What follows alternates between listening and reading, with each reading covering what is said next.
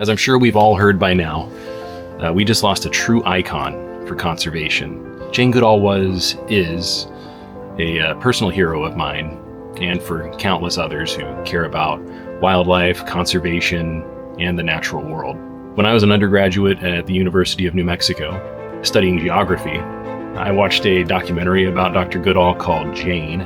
It's on YouTube, by the way, and I'll link it right here. I was already a fan, and I already had a huge interest in primates and human origins, but hearing her story as it was told in that film inspired me to minor in anthropology, so I could learn more about primatology, paleoanthropology, and human evolution. Her work with chimpanzees in Tanzania revolutionized primatology and ethology, which is the study of animal behavior, and it forever changed the way that we look at our own origins. Before she had any formal training in science, she was the first scientist to observe tool use and primitive tool making in a wild animal. Now Jane will be the first scientist able to conclusively prove that untrained chimps not only use, but make tools. After Jane's discovery, Dr. Leakey will say, we must either redefine man, redefine tool, or accept chimpanzees as men. Like I mentioned, she did all of this with no formal scientific training at all. In fact, had she been educated prior to her fieldwork, things might not have turned out the same. For lack of a better word, it was her naivety that kept her mind open to the possibility that animals were capable of complex thoughts and behaviors, not to mention the idea of being welcomed into a chimpanzee community.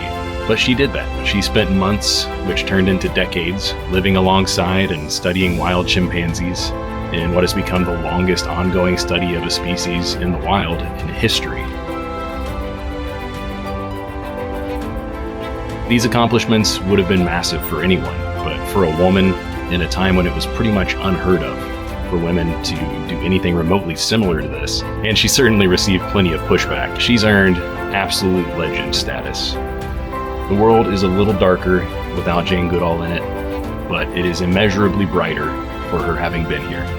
Rest easy, Jane. We'll do our best to follow your example and get the world back on the right track. I'm proud it was able to change the attitude of science towards other animals and help them come out of this narrow, reductionist way of thinking that said, we are the only beings on the planet with personality, mind, and emotion. Because it clearly isn't true. We can't exist without Mother Nature, because just like you said, we get our water, get our clean air. Every single one of us matters. Every single one of us has some role to play.